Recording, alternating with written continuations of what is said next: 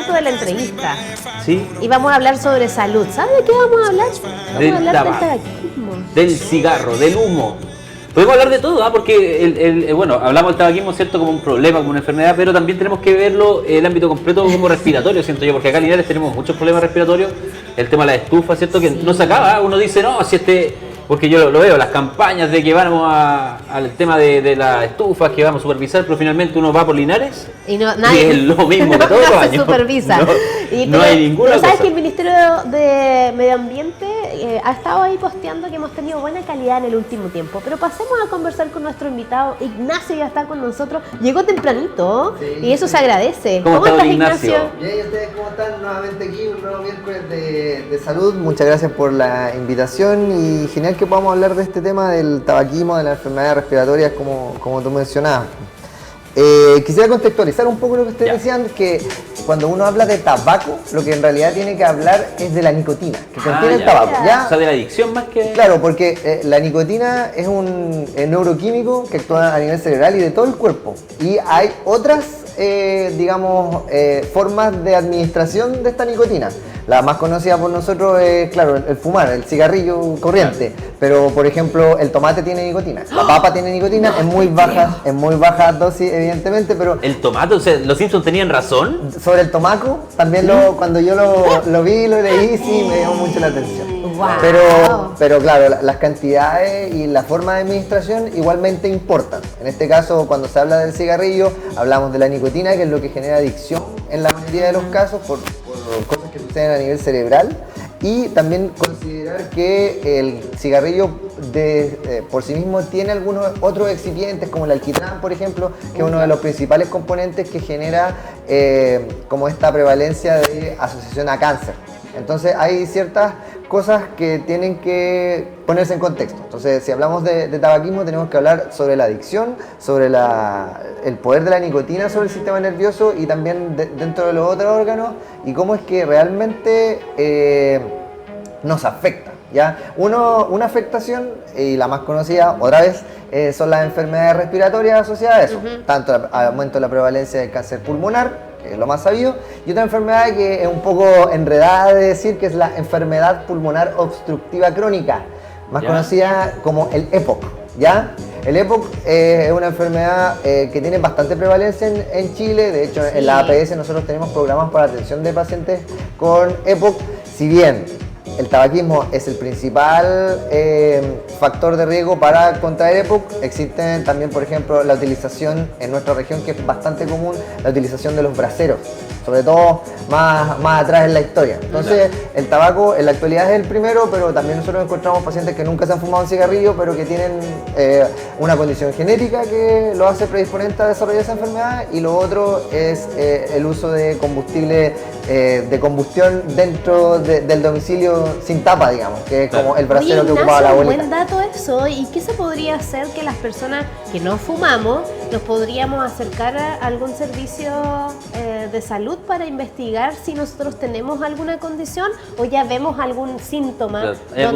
Porque aquí tú tienes dos asmáticos leves, pero asmáticos, donde hay situaciones que cuando el aire no está muy bueno nos afecta, claro, y a lo mejor hay algún indicio ahí que, a pesar de que no fumamos, podría tener una consecuencia de salud. Bueno, a grandes rasgos, como tú tocaste el tema del asma, el asma es la hiperreactividad bronquial, o sea que existe algo en el medio, ya sea tierra, polvo, de esta pelusa que tienen los benditos plátanos orientales. ¿Quién sería el alcalde que hizo esa linda siembra acá en Linares? Vamos a investigar. Esa hiperreactividad bronquial tiene una característica principal, que es que es reversible con el inhalador, ¿ya? A diferencia del EPOC, como mencionaba anteriormente, que no es reversible, y eso se mide a través de un examen que se llama espirometría. En la mayoría de los casos, cuando uno tiene asma bronquial, lo ideal siempre es contrastarlo con el examen espirométrico, que es un examen bien sencillo, donde te piden que soples por un tubo y se mide a través de un sistema computarizado en la actualidad cuáles son las curvas con la fuerza que tú botas del aire, y eso calcula indirectamente cuál es el volumen, ¿ya? Luego de cierta cantidad de mediciones, se aplica el inhalador y se ve si es que hay cambio o no. Cuando hay una restricción en el aire, o sea, cuando tú tienes esta curva disminuida, más pequeña de lo normal, y hay, cambio en la curva, favorablemente, obviamente, se habla de que se podría estar en condiciones de asma bronquial. En caso de que yo aplique ese examen y no haya reversión en la limitación del flujo aéreo, se podría estar creyendo que esa limitación es una limitación crónica producto de la enfermedad pulmonar obstructiva crónica. O sea, que algo es reversible por el lado del asma y algo que es más o menos irreversible con el salbutamol, que es el que se ocupa para esa prueba, que es un beta 2. No voy a poner muy técnico en esto, pero es un formato de acción del inhalador que tiene como principal efecto que resuelve el problema de manera rápida. Es como una cremita que llega al pulmón y esa cremita hace que se abran los bronquios y permita restablecer la entrada de aire de manera normal. Oye, Ignacio, ¿y cómo se puede acceder a ese tipo de examen? ¿Se acude, por ejemplo, a hacer el EM, que ayer ¿Se lo practicó? Allinson asistió a la plaza y logró hacerse el examen de tantos días que ya estábamos insistiendo que se lo hiciera? Muy bien. En ese ¿Y caso, cómo te encontraron? Bien, sobrepeso nomás. Ya, bien. Pero es algo manejable. Entonces. Sí, algo que va a pasar de hoy día. Aparte que la imagen aquí igual Así de hoy día, enancha un poco, ya sí, Allinson tampoco ya, sabe. ya me comprometí que tienes que hacerlo. Bien. Va a estar mañana delicado. Dijo que iba a hacer ejercicio. Oye, pero el examen en sí, ¿es ahí donde tenemos que mencionarlo o nos acercamos en otro lugar del Por lo del general, CEFAM, el consultorio? Por lo general, el camino más normal es cuando yo estoy presentando alguna cantidad de episodios respiratorios de manera sostenida, Ya. en el cual en el control médico, el médico sospecha de que hay una condición crónica, ¿ya? De 0 a 5 años, que no es el tema de hoy, pero de 0 a 5 años hay un protocolo que está establecido para poder establecer que en esos casos, como no a los niños de 0 a 5 años es bien difícil decirle tome aire, bote, mantenga, claro. Se hace un examen que es más clínico y se les diagnostica con una condición que se llama síndrome bronquial obstructivo recurrente, ¿ya? El SBOR. Y eso es mediante sospecha clínica de la condición y ciertos signos clínicos que están en la evaluación kinésica en las salas de infección respiratoria aguda del niño y en las salas ERA, que es la enfermedad respiratoria del adulto. Entonces, ese es el mecanismo con el cual yo puedo entrar. Una vez que el médico identifica que están estas condiciones, él hace la derivación interna a la sala ERA, en este caso, que es la que practica en la mayoría de los casos el examen de la espirometría, y en sala ERA también. Oye, Ignacio, ¿cómo se ve el panorama acá, cómo decirlo, pulmonar de la gente? Porque lo comentamos al principio, acá tenemos un problema grave con el tema de contaminación. De hecho, pasamos muchas veces, muchas temporadas de ser una de las ciudades más contaminadas de Chile, incluso del mundo, ¿cierto? Estamos en un ranking bastante lamentable con temas respiratorios. ¿Qué pasa acá con el panorama? ¿Se ven muchos problemas respiratorios? Que tú que estás ahí metido en el tema. Sí, la verdad es que la prevalencia de enfermedades respiratorias en nuestra comuna es bastante alto, sobre todo en los meses de invierno. Y voy a hacer un acote aquí porque tiene que ver también con las condiciones climáticas. Una vez que hay temperaturas más cálidas, este humo de las estufas tiende a subir, ¿ya? Cuando las temperaturas empiezan a bajar por física, digamos, este humo queda a nivel de las personas y es más fácil que las personas lo respiren y de manera más constante, porque ese frío permanece por más tiempo. Ahora seguramente llegamos fácilmente sobre los 20 grados en la actualidad en abril, pero también a medida va pasando el año y nos acercamos a los meses más invernales, estas bajas temperaturas permanecen, por lo tanto esta nubosidad que se genera a través del humo de la estufa queda a fácil acceso de nuestras vías respiratorias, y eso hace que aumente la prevalencia, porque este humo, como el humo del tabaco también, que es lo que nos cita hoy, hace irritación de la vía aérea. Y esta irritación constante genera pérdida de los mecanismos que son de defensa propios del cuerpo. Por ejemplo, dentro del aparato respiratorio hay cierta mucosa, que lo que hace es evitar que cuerpos extraños, ya sea microorganismos u organismos ya mayores, logren penetrar lejos en el árbol bronquial. Entonces, ¿qué es lo que conseguimos con el humo? Es que esta mucosa se irrita y pierde sus capacidades de protección. Y entonces, de esa forma, nosotros estamos más propensos a que se aloje en las vías respiratorias un virus o una bacteria. Perfecto. Virus en la mayoría de los casos, como el virus, por ejemplo, de la influenza, que nosotros nos vacunamos anualmente.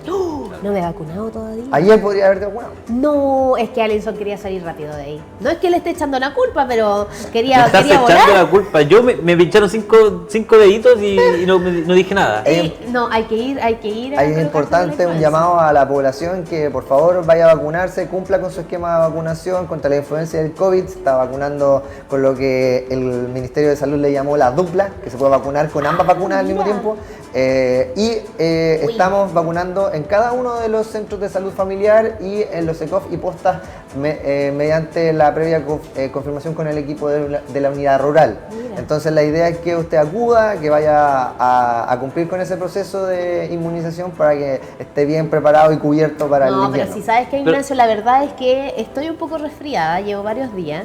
Y generalmente como que te da susto ir a vacunarte resfriado, po. Como que te va a pegar pasa más algo, ¿no? fuerte. ¿Hay alguna como que tengo contraindicación? que estar mejor para ir a vacunarme, ¿o no? Claro, o sea, recomendamos siempre que si usted está cursando con un cuadro infeccioso, trate de estar lo más recuperado de eso posible, porque como bien hemos visto, estuvo Esteban también con nosotros conversando acerca de las vacunas, inoculación de la vacuna lo que hace es estimular el sistema Claro. de defensa del cuerpo, de manera que si yo ya estoy con ese sistema un poco debilitado, se pueden sumar ambos factores para poder como generar un cuadro de mayor complicaciones. Eso se llama cuadro de convalecencia, que es cuando ese periodo que uno tiene posterior a la enfermedad, la batalla se ganó, o sea, yo me recuperé, pero mi sistema inmune tiene que recuperarse. Ese periodo de convalecencia ya va a depender de cada persona y de la alimentación que tenga, por eso es importante considerarlo una vez que o me voy a vacunar o los cuidados que voy a tener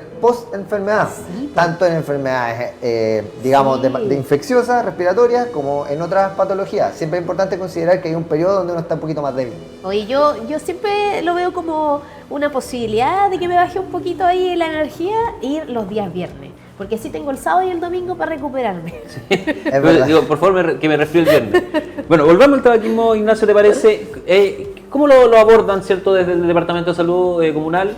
Hay algunas campañas, obviamente es un tema que a lo largo de la historia se sigue conversando, los cigarros no se dejan de hacer, ¿cierto? No hay tampoco una intención de dejar de que se vendan cigarros, se sabe que se le han impuesto, se dan... Oye, están más caros, sí. Sí, por eso, hay más impuestos en el tema del Te cigarrillo. voy a tirar un dato. Ya, En la cuenta. actualidad en Chile El dato de ha Ignacio. aumentado el costo del tabaco en un 82% aproximadamente. Sí, pues, sí, increíble. Pero, o sea, de la cajetilla de cigarros que compran las personas, el 82% es impuesto.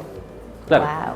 ¿Por qué? Y también es importante que la gente lo sepa, porque el hecho de rehabilitar personas o de tratar personas a consecuencia de la enfermedad que genera el cigarro es una inversión bastante alta. Por ejemplo, en la enfermedad pulmonar obstructiva crónica, traigo aquí el dato, son 252.158 millones de pesos que se gastan anualmente para tratamiento de esas personas. O sea, los tratamientos de inhalador son carísimos. O sea, Sí. si alguien tiene aquí algún familiar que no se trata en el sistema público con los Hasta inhaladores que entrega. 62.000 pesos cuesta un Sí, inhalador. porque son otros inhaladores. Tipo, si tú vas a la farmacia, el salbutamol es sin receta, tú lo puedes comprar.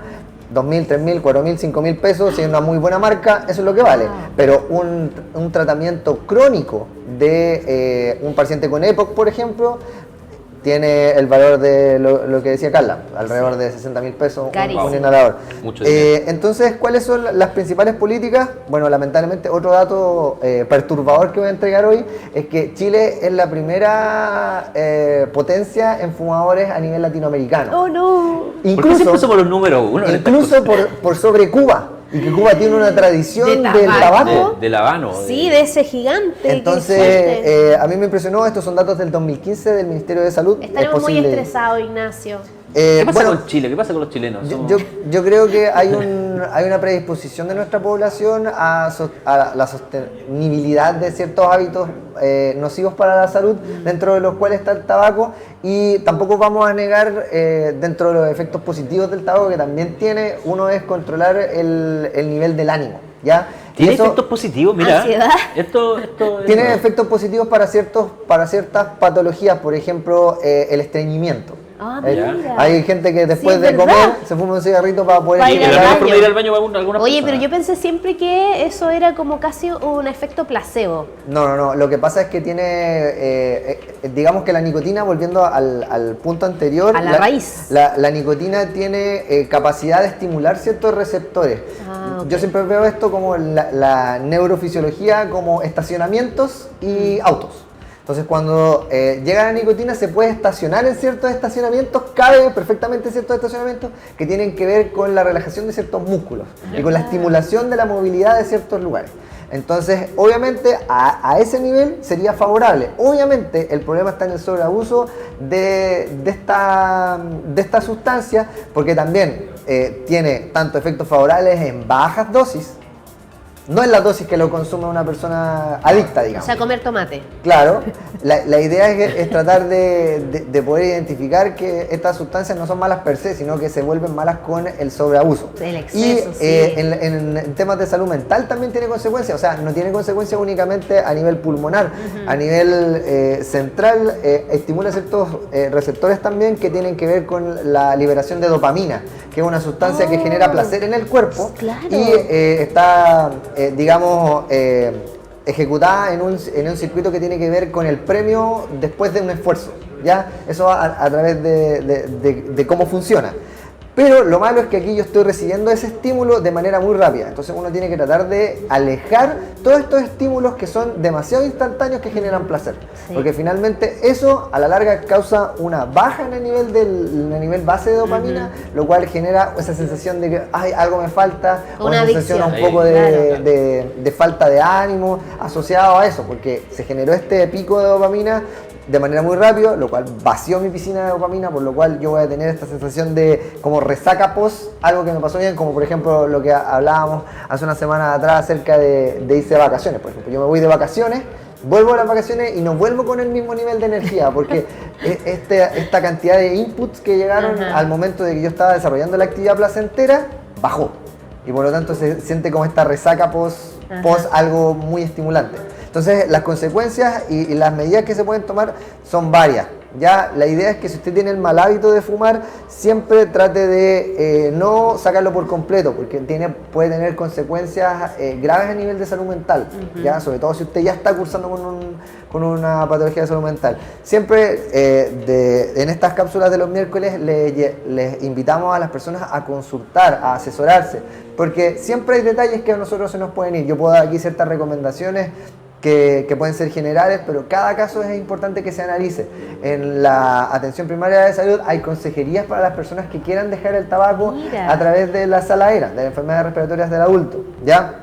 Si usted obviamente es menor de edad, que no debería, porque en Chile está prohibido consumir, también es importante que se acerque, y la idea es evitar las complicaciones futuras y todo este abanico de malas posibilidades que se nos pueden enfrentar solamente por la adquisición de un mal hábito.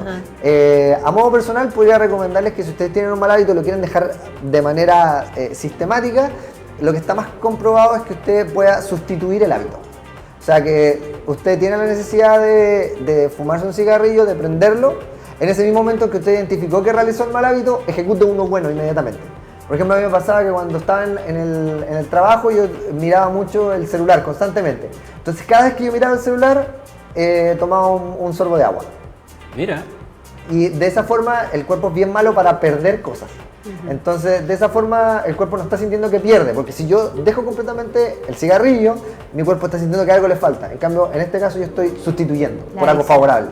Oye, Ignacio, buenos datos. ¿Sabes lo que me gusta mucho? Es que digas claramente una frase muy cortita, mal hábito, porque por mucho tiempo era más que nada no generar algún comentario irrespetuoso sobre la decisión de otra persona, pero también hay que decir la verdad, es un pésimo hábito, y el mencionar que es un mal hábito también es una invitación a hablar sobre por qué es un mal hábito. Es difícil generar hábitos saludables, pero es posible, y dar las felicitaciones por ayer, que celebraron la actividad física. Muy linda actividad. Oye, tremendo actividad. equipo, un aplauso a todo el equipo de salud y todos Sí, los que por supuesto. pudieron Deportes. hacer posible Tremendo aquello. trabajo. Hasta nosotros tocamos una manzanita. Sí. Bien, estuvo bien buena la actividad, quedamos muy contentos con el desempeño de todos, la recepción de la gente también fue súper favorable, muchas personas pudieron vacunarse, muchas personas se practicaron el examen de medicina preventiva, también teníamos Medicina ahí preventiva. al equipo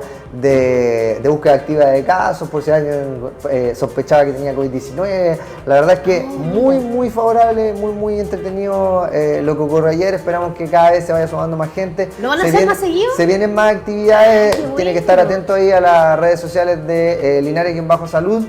Por lo pronto tenemos en agosto programada la Semana de la Lactancia Materna, que es un tema que Bien. nos interesa mucho para poder fortalecer ese buen hábito alimenticio, Ajá. poder traspasar toda esta información importante. Pretendemos inaugurar ciertas salas de lactancia también en la comuna para Qué que bueno. hayan espacios Excelente. protegidos Sí. para que las personas puedan desarrollar esta linda práctica y Ajá. muy favorable en términos de salud, tanto para el bebé como para la madre. Exacto. ¿Ya? Eso es algo que hay que tener en consideración. Y desde el área de promoción, que es la que yo represento, nuestro interés siempre es poder habilitar más y mejores espacios para la práctica de hábitos de vida saludable. Qué bueno, me alegro. Bueno, nosotros lo seguimos en Instagram. Sí, lo Gracias seguimos. Ignacio por Somos estar el partner. día de hoy aquí en el momento para hablar de cómo lograr hábitos saludables y vamos a ir cerrando este bloque, nos Sí. vamos a ir a un espacio muy pequeño de comerciales y después vamos a continuar con el despertar con algunas novedades que les tenemos preparadas. Así es, vamos y volvemos, seguimos con más al despertar.